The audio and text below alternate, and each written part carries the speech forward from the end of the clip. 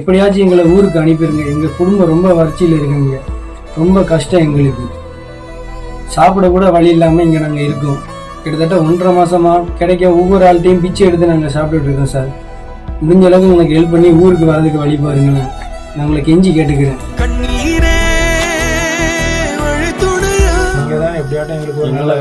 எல்லாரையுமே எப்படியாச்சும் இங்க எங்களுக்கு உசுருக்கு கூட உத்தரவாதம் இல்லை. எப்படியாச்சும் காப்பாத்திருங்க. 2 லட்சம் கட்டி வெளிநாடு போனதுக்கு இப்போ யாசகம் பெற்று சாப்பிட்டுட்டு வரோம் அப்படின்னு தமிழக இளைஞர்கள் சோகத்தோட வீடியோ வெளியிட்டிருக்காங்க. சாப்பிட கூட வழி இல்லாம இங்க நாங்க இருக்கோம். கிட்டத்தட்ட 1.5 மாசமா கிடைக்க ஒவ்வொரு ஆள்கிட்டையும் பிச்சை எடுத்து நாங்க சாப்பிட்டுட்டு இருக்கோம் சார். துபாயில சிக்கி கொண்ட தமிழக இளைஞர்களை மீட்டு தர சொல்லி தாய் கண்ணீர் மல்க கோரிக்கை விடுத்திருக்காங்க.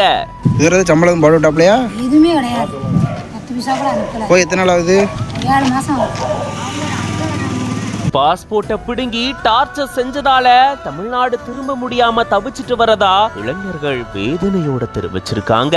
என்ன நடந்தது விரிவா இந்த வீடியோல பார்க்கலாம். தென்காசி மாவட்டம் கடையநல்லூர் அடுத்து இருக்கக்கூடிய புதுக்குடி பகுதியை சேர்ந்தவங்க மாரியம்மாள். இவங்களுடைய 27 வயது மகனான செல்வகிருஷ்ணன் துபாய்க்கு ஒரு ஏஜென்ட் மூலமா வேலைக்கு போனதா கூறப்படுது.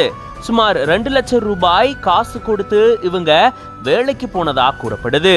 7 மாதங்களுக்கு முன்னாடி போன தங்களுடைய மகன் இப்போ 15 நாட்களா தங்களை தொடர்பு கொள்ளல அப்படின்னு தாயார் மாவட்ட ஆட்சியர் அலுவலகத்துல புகார் தெரிவிச்சிருக்காங்க. செல்வகிருஷ்ணன் ஏசி மெக்கானிக்கல் வேலையை செஞ்சுட்டு வந்த நிலையில துபாயில ஒரு நிறுவனத்துல வேலை செய்யறதுக்காக போனதா கூறப்படுது.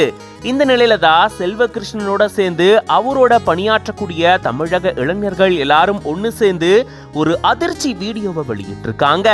தங்களை வேலைக்கு கூட்டிட்டு போறதா சொல்லி இவ்வளோ பணத்தை வாங்கிட்டு பாஸ்போர்ட்டையும் வாங்கிட்டு வேலையில தொந்தரவு செஞ்சதா இவங்க குற்றச்சாட்டை வச்சிருக்காங்க.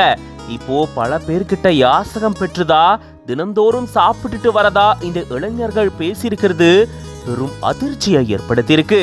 எப்படியாச்சும் எங்களை தாயகம் திருப்பி கூட்டிட்டு போங்க அப்படின்னு இந்த இளைஞர்கள் சோகத்தோட கோரிக்கை விடுத்திருக்கிறது வேதனை அளிக்கும் விதமா இருக்கு.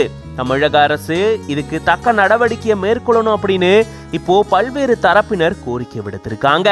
இப்படி இளைஞர்கள் பேசக்கூடிய இந்த வீடியோவானது சமூக வலைதளங்கள்ல வைரல் ஆயிட்டு வருது. இது பத்தின உங்களோட கருத்துக்களை கமெண்ட்ஸ்ல சொல்லுங்க. மேலும் பல செய்திகளுக்கு பிஹைண்ட் உட்ஸ் பேஜை ஃபாலோ பண்ணிக்கோங்க.